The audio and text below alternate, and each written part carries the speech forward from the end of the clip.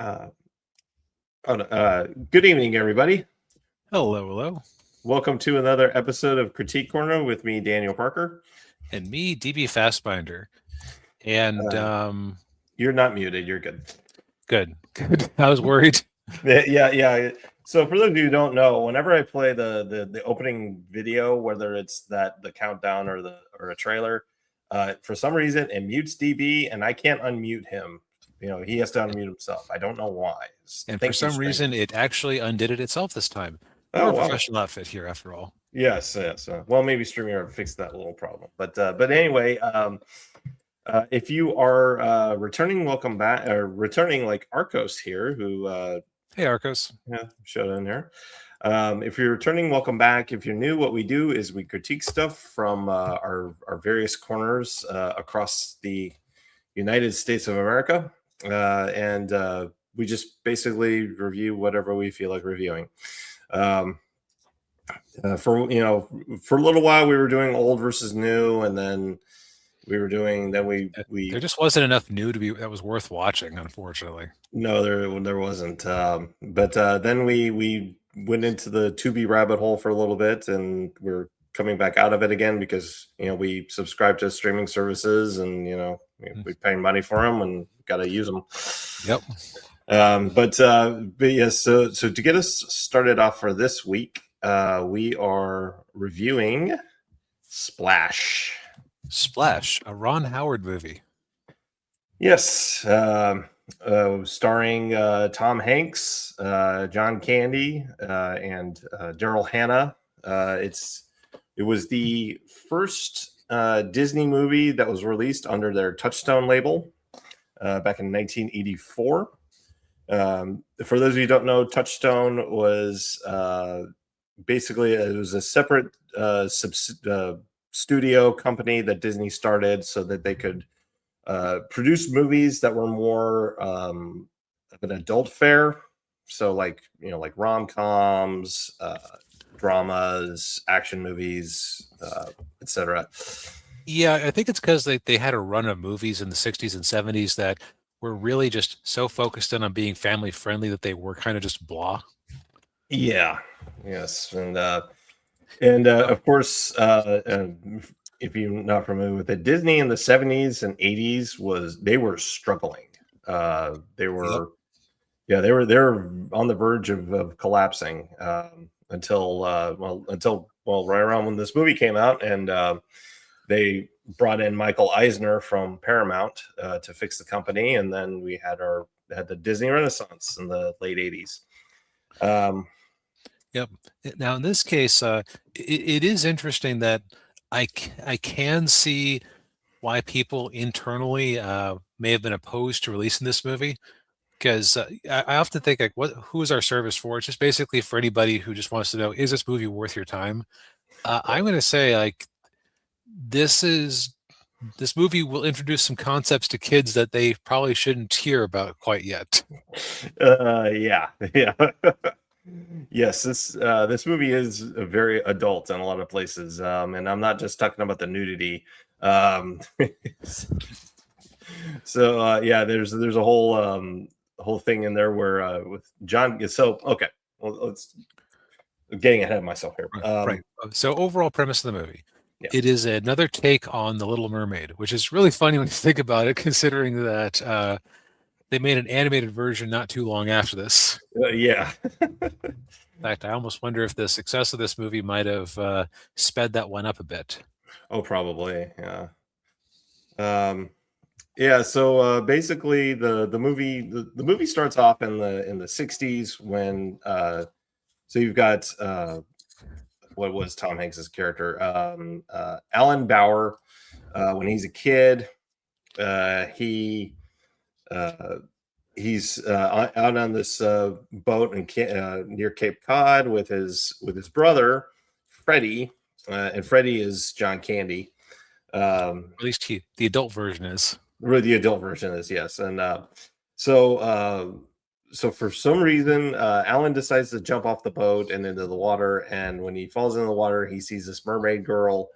But then they dive in after him and bring him back on the boat. And Mermaid Girl's really sad. And then we flash forward 20 years, and Alan is running the family business, and Freddie is just being what's Kind of a sponge.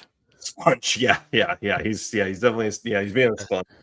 He's driving around in this real fancy car, and he's wearing these real expensive clothes, and the adult joke, real quick, is that Penthouse printed his letter, so he's got all these issues of Penthouse. He's handing them out at work. Oh, yeah, like it's really funny just how perverted John Candy's character is. Like this movie has a bunch of honestly a bunch of actors and creators who I usually associate with more like general audience fare. yeah. Like Hanks, Candy, I think of as a beloved childhood star of mine. And Ron Howard isn't usually too blue in what he makes. No, it's usually he makes more uplifting fare, and Arco says, well, considering the poster and the title it doesn't seem to be made for kids. No, this was not made for kids. No, that's just an initial warning. Yeah. Might as well put that at the start. I was just kind of a little startled at how adult this was, because it's one thing to have a character kind of running around in the nude when it's like, oh, they don't actually have clothes. It makes some sense. But it's just like, wow, outright references to Penthouse. Yeah. Dear Disney, I never thought this would happen to your studio. Yeah.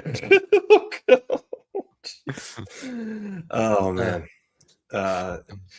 Yeah, and it's and but Alan, he's working, but then he gets a call from his girlfriend that she's breaking up with him and moving out, and of course, then not long after that, they're going to he's going to a coworker's wedding, and everybody's asking where his girlfriend is, and he's like he keeps telling, no, she's sick, and he's like, okay, she broke up with me, she left me. Right, and it's kind of interesting. So he doesn't really remember what happened to him after he fell in the water, but there's like this sense that he can't love anybody. Like that was like his deal with his girlfriend, was that he liked being around her and is clearly distraught, but he didn't like love her. Yeah, because I mean, she asks him if he loves her, or if he loves her, and he's like, well, I love being around you. He didn't say it. It just doesn't. He doesn't actually come out and say that he loves her. Yeah.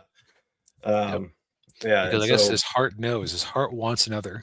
Yes. Yeah. And so he gets sad, depressed, and drunk, and so then he decides to hop in a cab and go to Cape Cod, which is like 300 miles from New York. Yeah. Didn't they say that was like his happy place, basically? Yeah.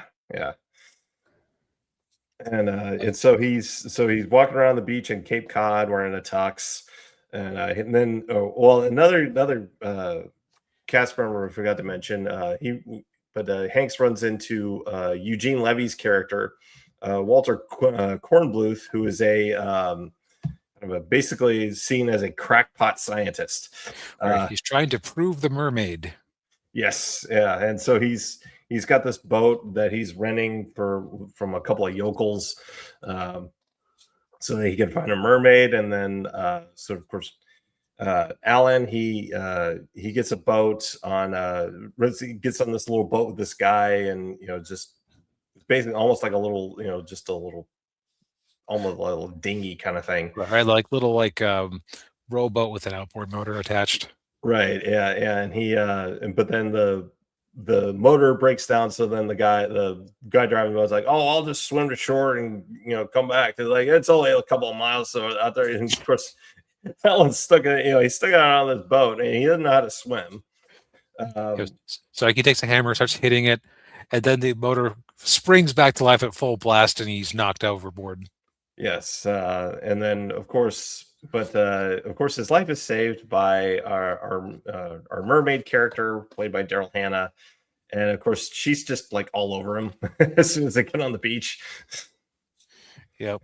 Um, then she swims off, and of course he's like, "What the heck? You know what's going on?" And of course he has no idea she's a mermaid because Right. when she's on land, she's got her legs. Right. In the rules of the magic are that if she gets doused by water, she turns back into a mermaid. Yeah, yeah, and but then of course when he fell out of the boat and in the water, he lost his wallet. But then she goes and gets his wallet back, and she swims to New York, and she ends up on the Liberty Island, completely naked, and everybody's like, "Woo!" Yeah. So of course she's arrested for public nudity. They call him. They call Alan in, and he just is immediately smitten. And Yes, what really struck me as I was watching this was, wait a minute, this is basically Short Circuit with a mermaid, or or excuse me, a Short Circuit Splash with a robot. I forget which order they came out in. I think this was first, and then Short Circuit. But yeah, Because but yes, yeah. because they even had the same thing where she spends a lot of time alone watching TV and gets input, Yes, input. Yeah. which means she learns English. Yes. And Yeah. just like Johnny Five, a lot of her dialogue is very like it sounds like you were raised by TV. Like she said, like I think she says things like I can't remember the specific quote right now, but it's like, this is a limited time offer or things like that. Yeah. um, Which now that I think about it, um, Gutenberg is kind of a low rent version of Tom Hanks. So yeah, makes sense. it's like if you're just gonna make Splash with a robot, then Yeah. Yeah, just get the lower tier Tom Hanks. I want Tom Hanks. He's not available, sir. They give me his non-union police academy equivalent. Yeah. Hello, Mr. Gutenberg. Uh, Yeah, and so the rest of the movie is basically, Hanks, just the two of them just falling madly in love with each other, and of course, Freddie kind of sees it too. He's like, "Hey, man, what's going on with you?" And of course, they had the famous racquetball scene where, if you watch the John Candy documentary, you know the story behind that, where the night before they were supposed to film that scene, Candy was out all night drinking with Jack Nicholson, and so he shows up and to film that scene hungover.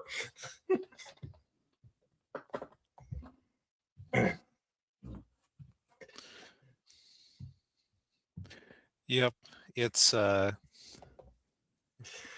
some peak Tom Candy. It's a very different flavor of Tom Candy than I'm used to because I am like more familiar with his more family oriented movies, but He normally didn't do the adult stuff. Yeah, like we mentioned before. I I think could think of a couple of movies, but like he definitely leaned more into it. Probably once he had kids. yeah, probably. Yeah, I remember that the Stripes was probably the only one I can think of where that was more. There was another one like it's not Big Trouble, but there's like Nothing But Trouble. Like it was not a good movie. I remember Oh yeah. buying the DVD of it and thinking it was really unimpressive. Oh yeah, that one. Yes, yeah, that was Dan Aykroyd directed that one. Well, you can't win them all. Yeah. Although he also voiced several characters in Heavy Metal, the animated movie. So there's that too. Well, But as we know, cartoons are made for kids, so it still tracks. oh yes, and oh yeah, and Heavy Metal was definitely made for kids. Or maybe just the immature. Oh yeah, yeah. Meanwhile, in the background, you have Eugene Levy's character still trying to track him down and prove that he's not a crackpot. It actually kind of struck me as a little bit of an unusual role for Eugene because I'm kind of used to him being more of like less sinister in his roles. He's usually more of like the straight man, family man. yeah. Uh, yeah, and he's sinister, but he's also just a bumbling idiot too. He keeps screwing up all the time and then getting himself hurt. Yeah, but also like he's also like convinced that he's a brilliant man surrounded by fools. Which, in the case of those lazy longshoremen he hired to help him out with his expedition, he's kind of right. Like Yeah, my favorite scene there is one of them sitting in his sun chair on the deck, and he resurfaces, and the leg of the chair was on the arrows. hey, that tube, it lets me breathe.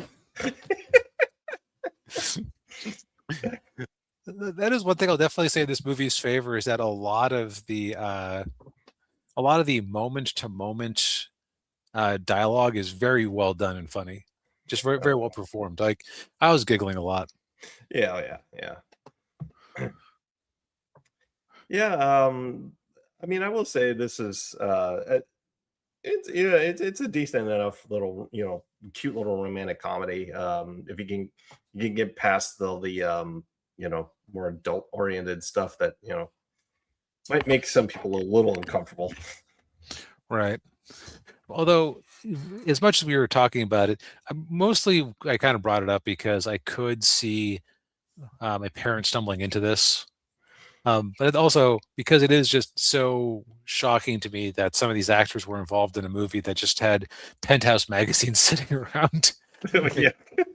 Maybe just me being more used to their later careers, but still, it's Yeah. just mildly startling. Yeah. But I actually wonder how they did some of the shots they did, like the underwater scenes. Oh yeah. Yeah, probably the same way they did in Thunderball. It was similar. Well, in Thunderball, they were usually wearing wetsuits and had oxygen masks. Oh, that's Like, true. Yeah. like there was a lot of free swimming happening that looked pretty convincing. Like it would not Yeah. surprise me if some of the scenes with um, Madison, aka Daryl Hannah's character, was used as reference images when they were animating The Little Mermaid. Because like there's a scene where they're in a sunken ship and she's swimming Right. around it. Yeah. And also like she did a very good job of um, moving convincingly as she's swimming along with the tail on. Yeah.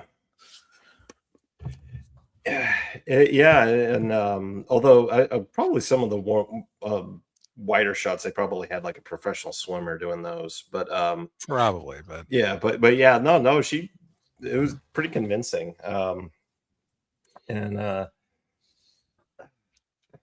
but yeah, the one aspect that I actually really liked that they didn't overdo was the whole fish out the literal fish out of water, part of it, it was there's just enough of it that it was funny, but there wasn't too much of it where you're like uncomfortable, like, oh come on, don't do not that. too many embarrassing, not too many like utterly humiliating scenes. Like just enough for a little bit of flavor. Yeah. Well, I mean, like the part when she's eating the lobster, just devouring it right through the shell. Yep. Yeah. And then yeah, like as much as I was talking about her talking a bit like a TV thing, she was not like glamp or she wasn't hamming it up nearly as often as Johnny Five was. It was just kind of another just amusing similarity between the two movies. Oh yeah. Yeah, but yeah, this movie is currently on Netflix. And of course they actually, I looked it up, they did a sequel to it. It was called Splash 2, spelled TOO. It was a TV movie, and I believe they filmed it at Disney World at Hollywood Studios. I could be wrong about that, but yeah. Since I've never heard of it before, I'll call that a bad sign. Yeah. Was this ever remade? Because it seems kind of shocking that it wouldn't be. It wasn't remade, and hopefully they don't remake it, because we have enough bad 80s remake movies that are out there right now. All right, Daniel, when you throw one right across the pitching mound like that, or right across the home plate like that, I got to swing. Yes. Yeah. Yeah. Yeah. So I my solo review, I finally bit the bullet and I watched the Running Man remake. Now, I want to just point out, Daniel is not paid for his services here. This is something he has chosen to do voluntarily on his own time and steam. Nobody forced him to. Right, exactly. Yes. Yeah, so so I watched the Edgar Wright version of Running Man, Glenn Powell, and from everything I heard, this movie was really bad, and they were not wrong. This movie is really bad. And I'll just say again, like you heard, the stove is hot. Stove is hot. I wonder how hot it is. Yeah. Yeah. Yeah. Well, I mean, I had some free time and I just couldn't find anything really else to watch. I didn't feel like playing any cyberpunk or Final Fantasy. So just watch this. There we go. Here we go. But yeah, so this version of the Running Man, from what I've heard, is closer to Stephen King's original novel than the Schwarzenegger version, which isn't necessarily a good thing. I would say that history has kind of shown us that your best bet when you're making a Stephen King movie is to actually not be true to the original. Yeah. Yeah, much like with The Shining,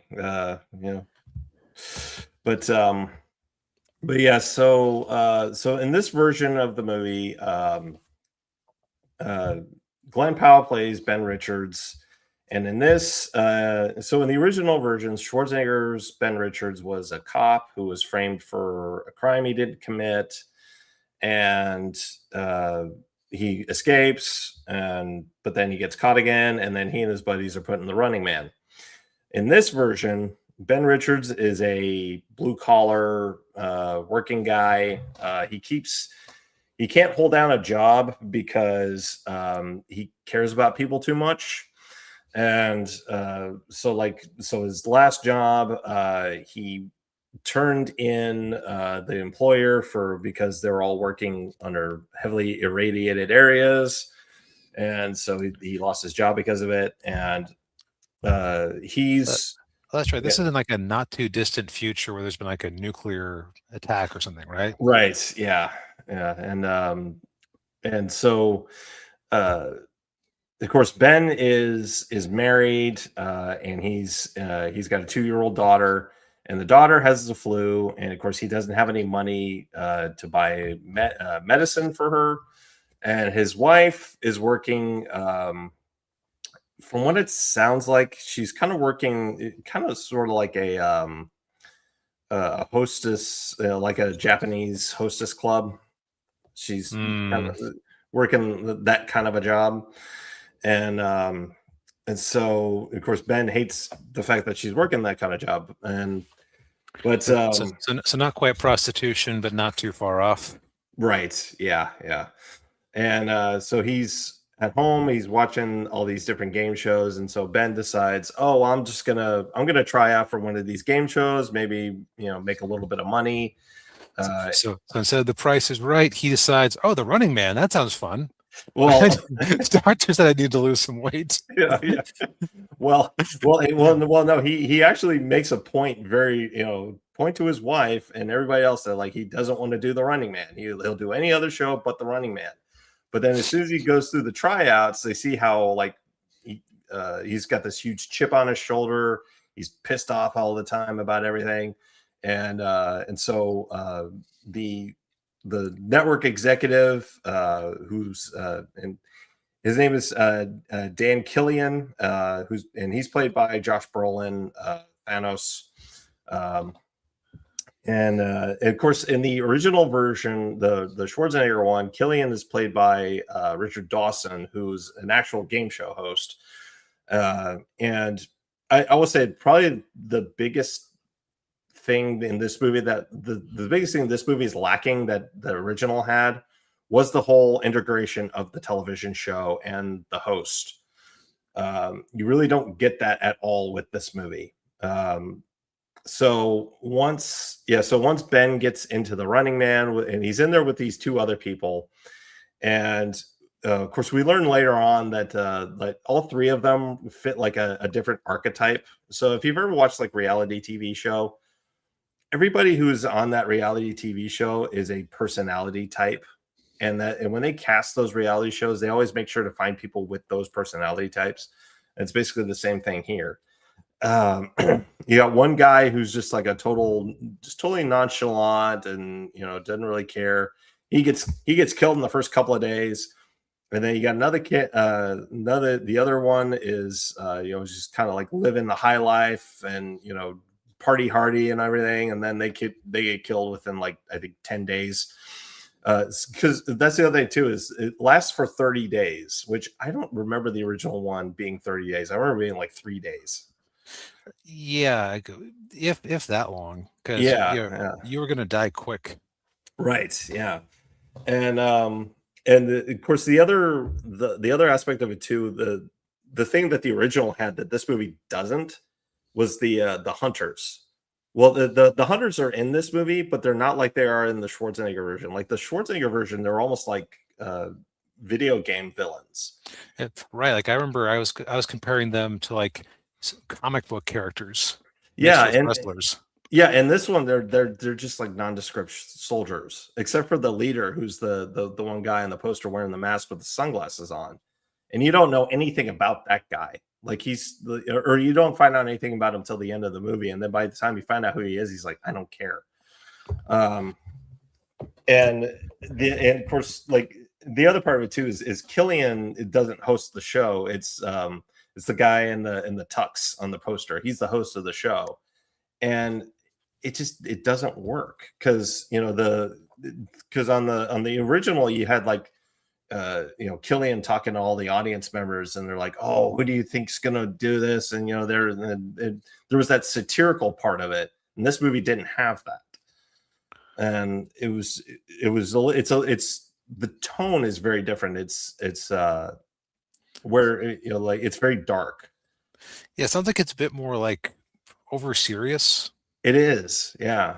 Which surprises me from an Edgar Wright movie, like because Edgar Wright's pretty like. I mean, this is the guy that did the Cornetto movies. I mean, I was gonna say, Daniel, for people who don't know that name off the top of their heads. Yeah, I mean, he did Shaun of the Dead, he did Hot Fuzz, and then did all did some really funny comedy like spoof movies, satirical spoof movies. Of course, then he did like Baby Driver, which was we didn't care for that movie. It was all right, and then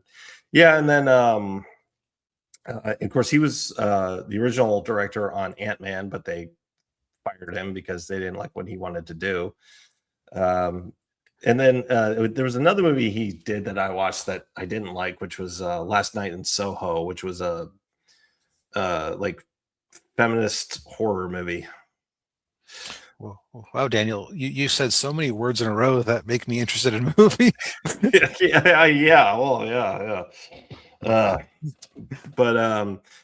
to get back to this movie, like it's overly serious, and it's like everything's focused on Ben Richards. Like it's mainly just him. Like at first he's like just trying to hide, basically.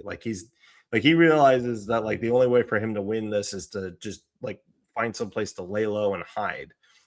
And which of course is bad television, so I imagine they aren't going to let him do that. Right, exactly. Yeah, and that's a huge crux of it is, wherever he goes, they always, find a way to find him. And of course, and then he becomes this like revolutionary, folk hero, even though in his mind he's like, I'm just trying to make some money so that I can, give my family a better life. And it's just you're making me immediately think of the life of Brian.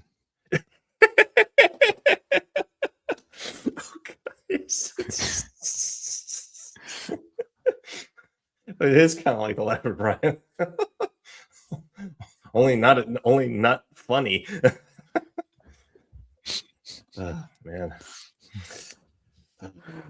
You're individuals. Think for yourselves. We're individuals. What do we think for ourselves? Yeah, but yeah, I mean this yeah, and then the ending was so stupid. It was not earned at all. Like the ending just was terrible. Where they have this whole thing where like it's the whole third act is just completely rushed, and they have this whole thing on this plane and where there's fighting and everything, and then Ben Richards, they actually offer him the network offers him his own TV show, and well, your family's gonna be set for life and da da da, but he's like, no man, I want to burn it all down and da da da. And then it looks like the plane gets shot down, but like he somehow gets into the escape pod, because there's this other character in there who has this kind of like YouTube channel where he's like exposing the Running Man and everything, and so they kind of do this Deus Ex Machina where he pops in and says, "Oh, you don't see that? He got out in the escape pod, and all this." It's just like, oh god, it's just, oh, It just sounds kind of irritating. it is, yeah, it's just, I I understand not one. I think I said this before. I don't know if I said this in the review or if I said it before the show. I can understand not wanting to do a one for one remake and trying to do something different, but this is not the way to do it. Right. I mean, I kind of understand if actually this keeps happening with Stephen King lately, doesn't it? Where like they'll have an original beloved version of one of his stories, and then he gets angry and tries to get it made to his style, and then it doesn't work. Yeah. I can't remember the name of it. Like there was some horror movie that came out last year that was kind of in a similar boat, where it was a Stephen King novel that was like finally getting a remake or an adaptation after all these years, and it just bombed hideously. Yeah. Oh, yeah. I can't remember the name of it. It was like 7 steps or something like that. 200 steps. Yeah, I can't remember. Yeah. Something along those lines. Yeah. Well, and they did that with The Shining, where Stephen King famously hates The Shining, the Stanley Kubrick's version of it. So they did a TV movie about The Shining, like in the I think mid to late '90s, and I think it was okay. I've never watched it, but it was all right. But yeah, I cannot recommend this movie at all. Skip it. It's just, no, don't watch it. To stick with the Schwarzenegger version.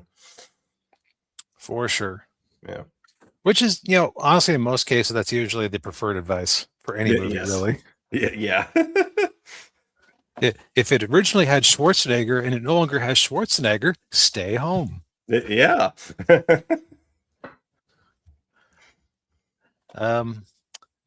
It's a handy little memory trip. Trick. I am tongue-tied tonight. It's a handy little memory trick. However, it's not a mnemonic. Yes. Johnny Mnemonic. So this one I picked out just because it's a name I had heard, but I honestly didn't know anything about it. This movie cover was all over rental stores when I was a child, so I saw it many times. I never knew what it was about. It's just on Netflix at the moment, so I said, why not? Yeah. I think I watched this movie in college, which would have been 20 years ago, and I remember seeing it popping up on TV every now and then. But yeah, this is a mid '90s cyberpunk sci-fi movie where Keanu Reeves plays the titular Johnny. Of course, the first time Keanu Reeves played a character named Johnny in a cyberpunk dystopian story. Yeah, let's see here. So this thing was written by Robert Longo. That's honestly not a name I'm immediately familiar with.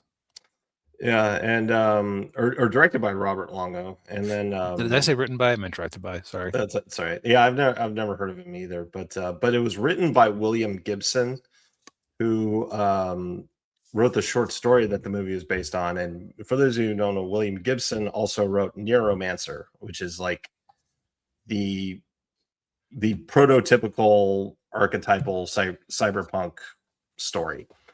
It's got like all of the all the cliches and tropes that you see in a cyberpunk story really started with Neuromancer.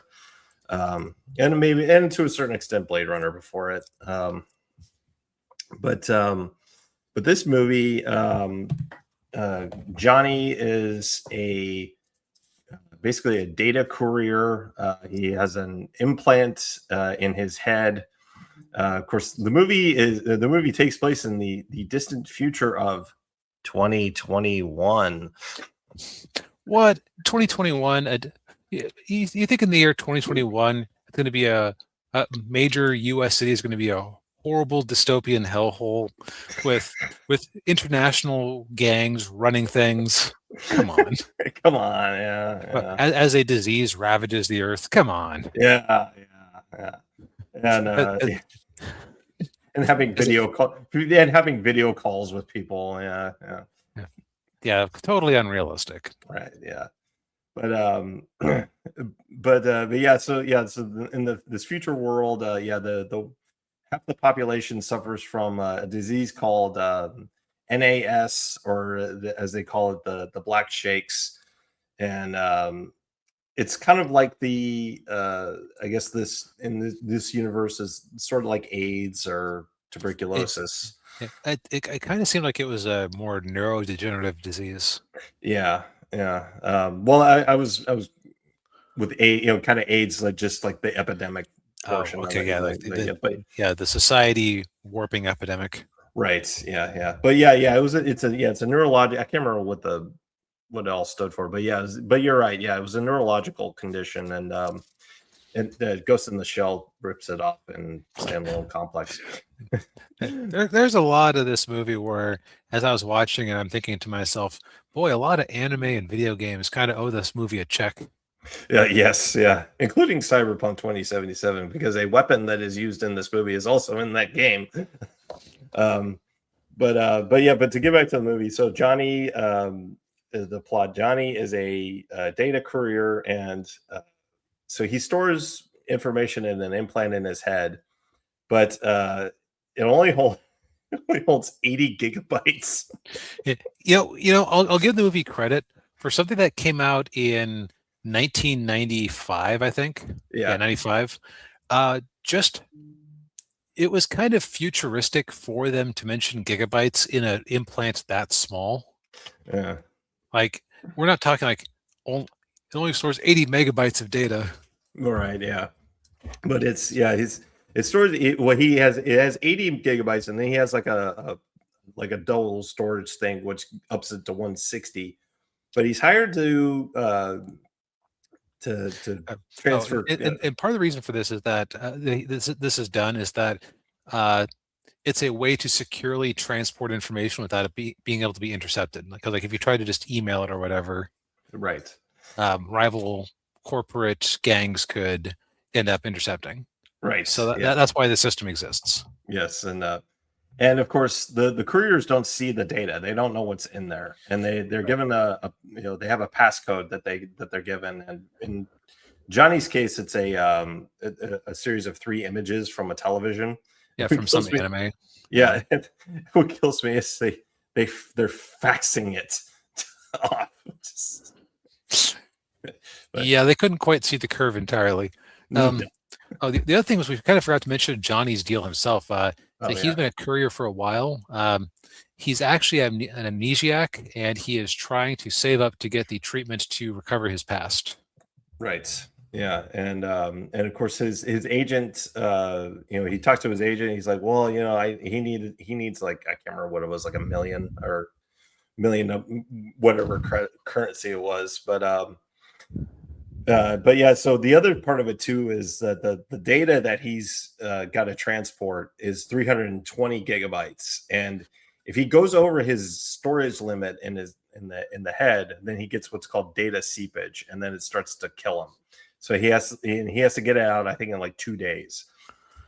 Right. And Like it is kind of funny when he checks in at this one airport.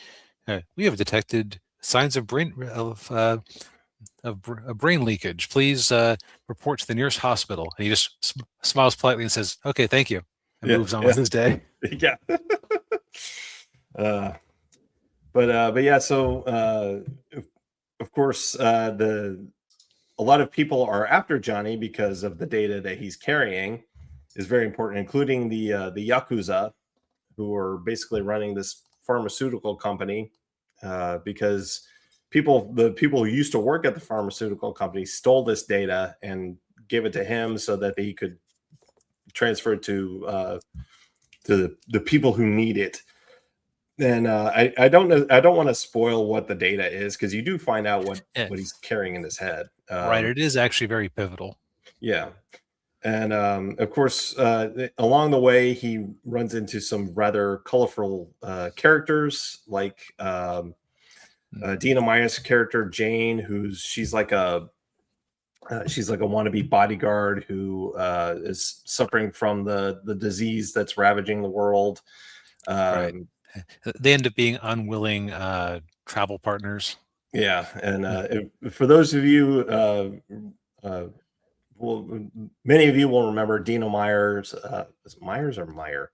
Dina Meyer. Meyer. Meyer. Yeah, Dina Only a Meyer. single Meyer.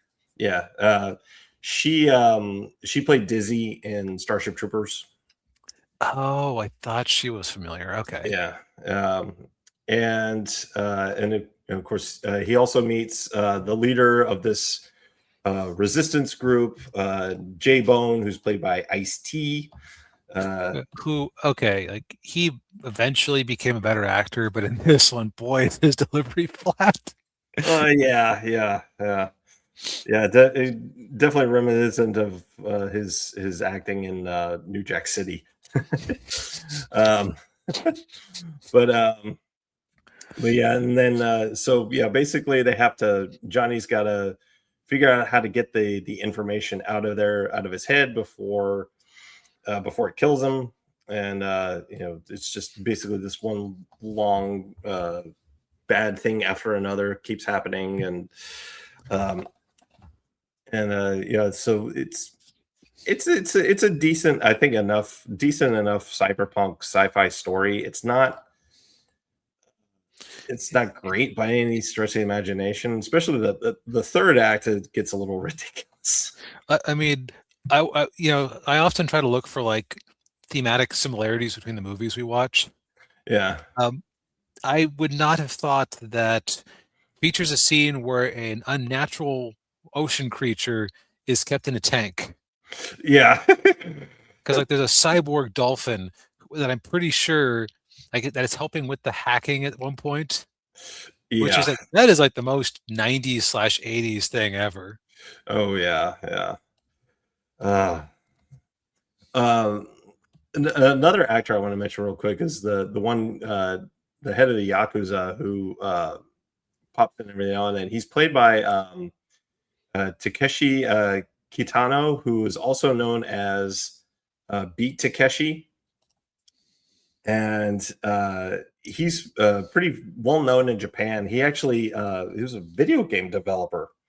Hmm. Yeah, JonTron did a video about one of his games. Oh, Takeshi's challenge, right? Yes, yeah, that's him. Yeah. Huh.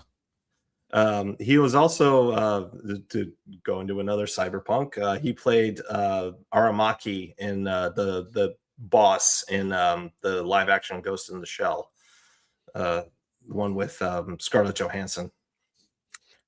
Wow, I'd completely forgotten that movie was a thing, and I The was about to thing. ask. I was about to ask, like, wait, was that like a made in Japan one?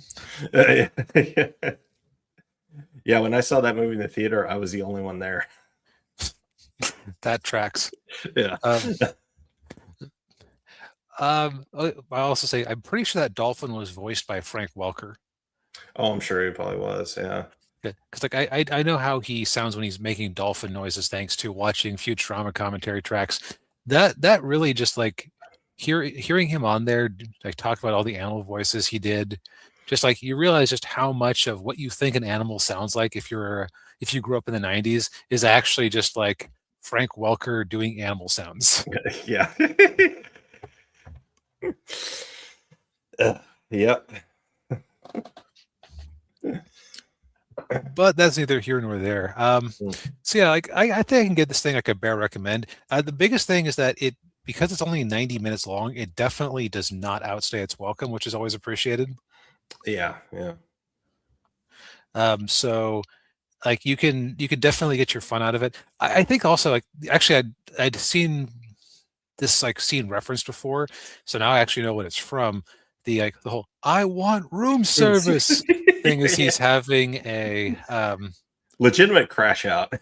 yes, because it's like he just wants to live a good like a just wants to improve his lot in life, and just all this awful stuff is happening to him. Yeah. Like I want to drive the nice car, and I want to have the 10,000 a night hooker, and I want room service, which I'd seen that out of context without the rest of it before. I was like, what the hell is that scene? Yeah. And now I know what the hell that scene. Yeah. Yeah. Yeah, sometimes we'll watch a movie that's just kind of average, and it'll be like, yeah, I guess we can sort of recommend it. This is more just like, if you don't really have anything else on your list to watch, then go ahead. You'll have fun. Yeah, indeed. Yes. Well, I think we've said all we need to say for tonight. Agreed. Well, thank you everybody for tuning in. We appreciate it as always. Hit the like button, subscribe to the channel if you haven't already, ring the bell, all that good YouTube stuff. Buy some books, and we'll see you next week. Night, everybody. Good night.